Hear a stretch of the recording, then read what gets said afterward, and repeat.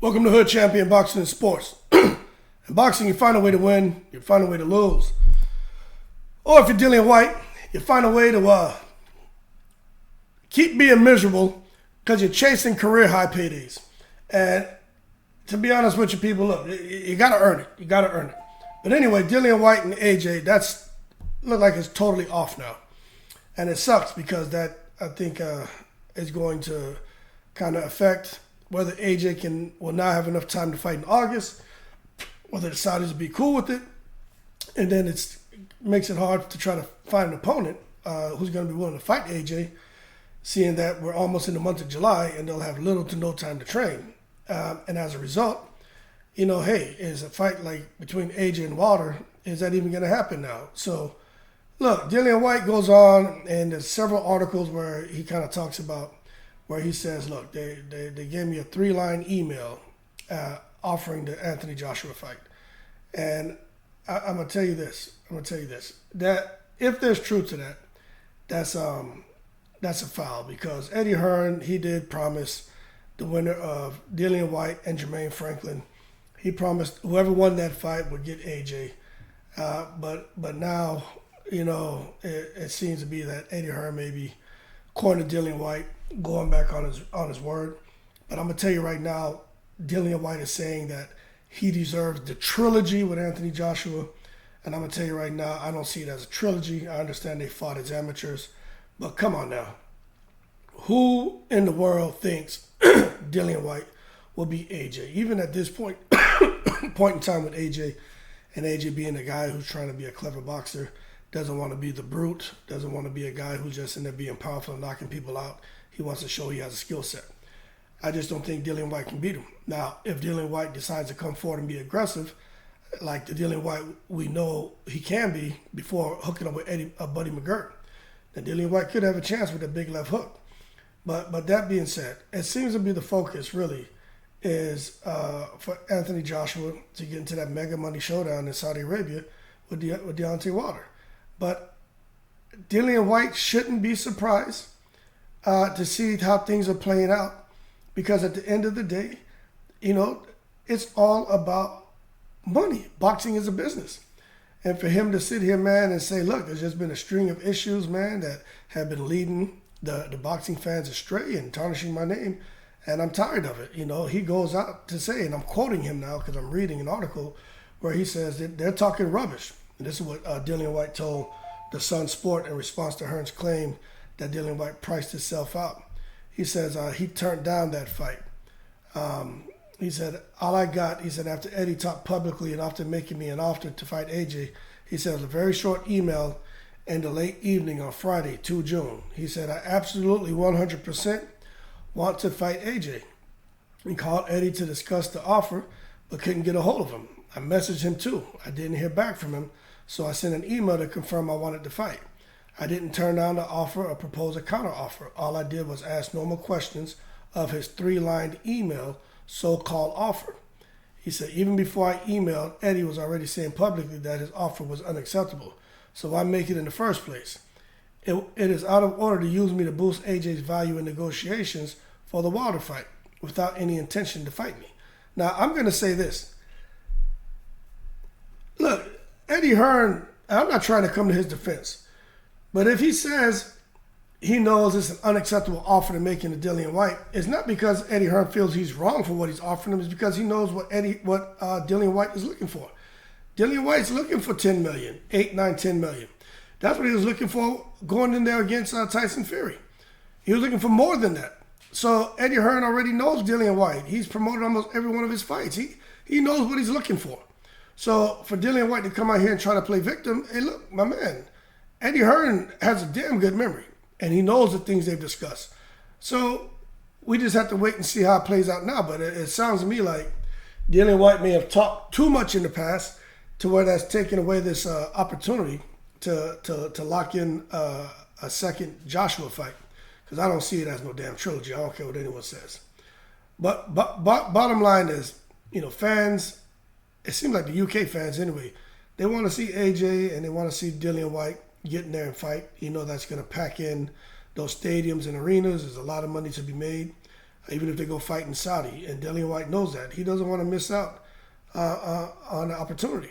But he's like, look, he sent me a 3-line email with barely any details, and it's supposed to be such a huge show. That's a little bit of a foul. And the word on the street is Dillian Whyte wanted $10 million, and Eddie Hearn just said, look, that's ridiculous.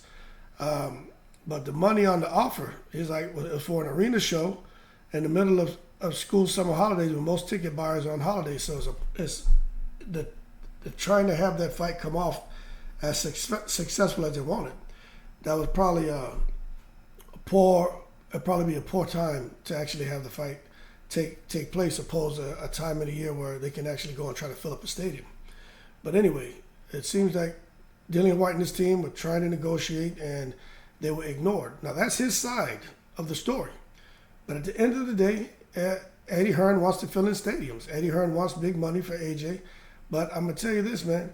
He does not want to ruin the chance of landing the AJ Wilder fight because he knows that's where the big money's at. But he's not responding to the emails from Dillian Whyte, the text messages, and all this is according to Dillian Whyte. There hasn't been a single conversation with Dillian Whyte, with his lawyer, or with his team. And Dillian Whyte says, look, he's going to keep chasing after him, but at the end of the day, he felt like they didn't really want to fight with him. They just wanted to fight with Saudi in December. And he just feels like he got the short end of the stick. I personally think that he's begging for a fight. But he is coming out here and he's making it clear that he wants to fight. He didn't turn anything down. He didn't price himself out.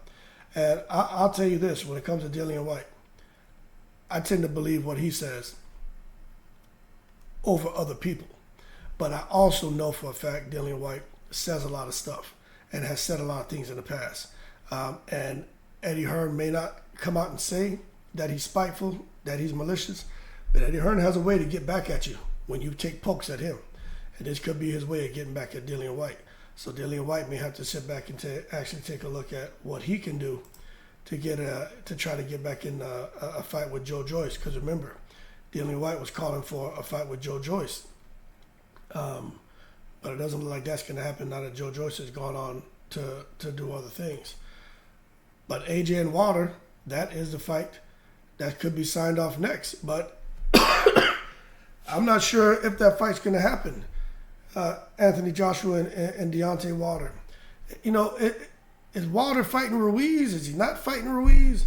AJ, Dillian Whyte, it's supposed to be a super fight taking place. And right now, one day you hear the fight's going to be signed off in a couple of days.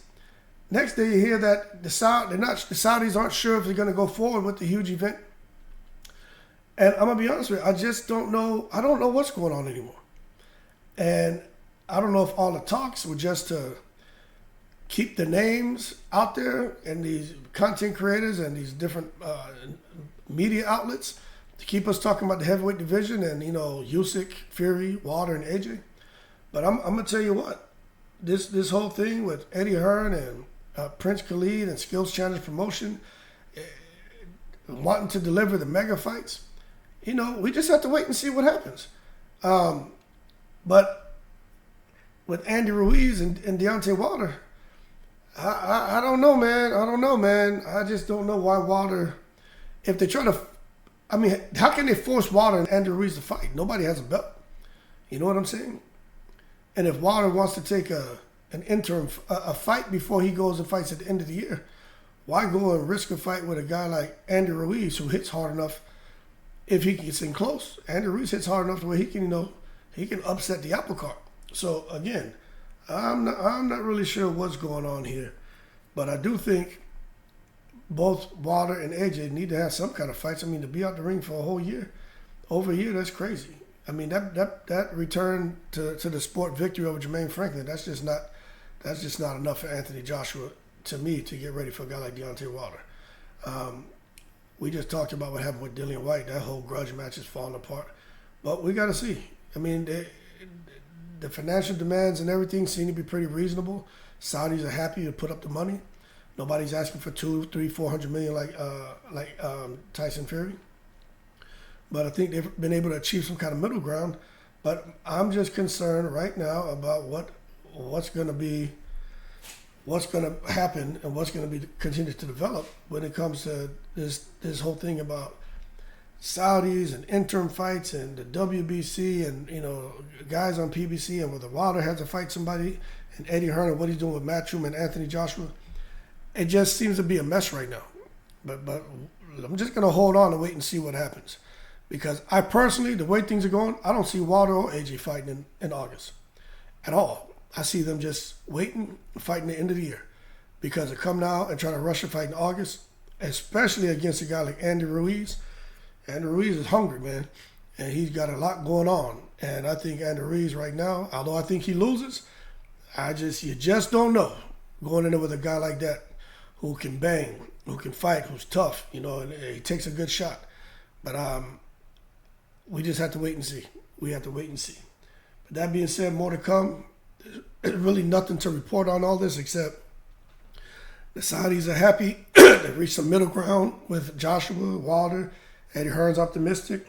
Wilder and his team are optimistic.